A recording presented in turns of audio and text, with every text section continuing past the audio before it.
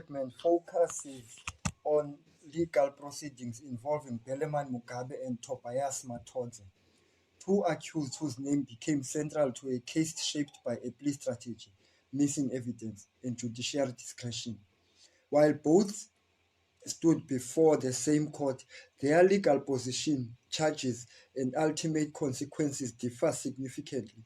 The analysis that follows draws direct comparison between how each was treated within the same legal framework, highlight how law, evidence, and strategy produce two distinct outcomes. Nature of the proceedings. The proceedings were driven by guilty pleas rather than full trial. Both Mugabe and Matodze avoided prolonged litigations, but the effects differ. Mugabe benefited from reduced exposure to serious charges, while Matodze still faced substantial criminal liability despite the same procedural approach. The legal weight of guilty pleas. Both accused entered a guilty plea, which is a court street of mitigation. However, the implication was unequal. Mugabe's plea contributed to a lighter sentence focus on fine and deportation, where Matodze's plea, although mitigating, does not prevent a custodial sentence due to the seriousness of his charges. Balancing the seriousness of mitigation. In applying the S versus Zin trade, the court weighed similar mitigation factors for both men, yet the comparison revealed the key difference. Mugabe's offenses were framed as less direct and violent, while Matodze's involvement in attempted murder evaluated the seriousness of disposition, resulting in imprisonment. The impact of missing firearm. The missing firearm affected both accused equally in law but differently in outcome. For Mugabe, it reinforced a lesser conviction involving the replica firearm. For Matodze, it prevented the imposition of a harsher minimum sentencing, effectively limiting what could have been far longer prison term. Limitation of judicial authority. The court reliance on proven facts applied to both accused. However, the comparison highlights that uncertainty worked more in Mugabe's favor, insulating him from more serious implications, while Matodze still bore the weight of the available evidence linking him to a violent conduct. Judicial doubt and implications.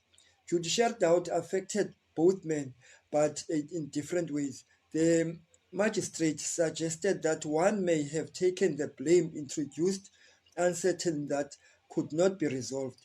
The ambiguity arguably cast the shadow over Mugabe's rule, yet it was Matodze who ultimately faced imprisonment, demonstrating how unresolved doubt does not always translate into equal outcome. Role of compensation in sentencing. Compensation benefited both accused as a mitigating factor. However, the comparison showed that its influences was more visible in Mugabe's outcome, where financial penalties and deportation replaced imprisonment, while the Matodze is merely reduced but did not eliminate the custodial sentence. Insertion with immigration law. Both accused were subjected to deportation, but the implications differ. Mugabe's case was heavily defined by immigration violation, making deportation a central sequence. For Matodze, deportation follows imprisonment, meaning his legal consequences are both punitive and administrative rather than primary administrative. Broader legal implications. The comparison between the two accused revealed how similar legal processes can produce different outcomes. Mugabe's position demonstrates how plea strategy, lesser charges, and immigration consequences can combine to avoid imprisonment. Matodze's outcome shows that where violent conduct is established, imprisonment remains unavoidable despite similar mitigating factors. Closing reflection. Ultimately, the case illustrated a divergence in legal outcome under the same judicial process. Mugabe's exits the system through financial penalty and removal of the country, while Mathodzes exit through incarceration followed by deportation. The comparison underscores a central truth of criminal law. Outcomes are not only shaped by the law itself, by the specific facts that can be proven against each individual. That concludes our analysis. Thank you for watching The Sim. If you found this breakdown useful, consider subscribing for clear, factual legal analysis. Until next time, stay informed.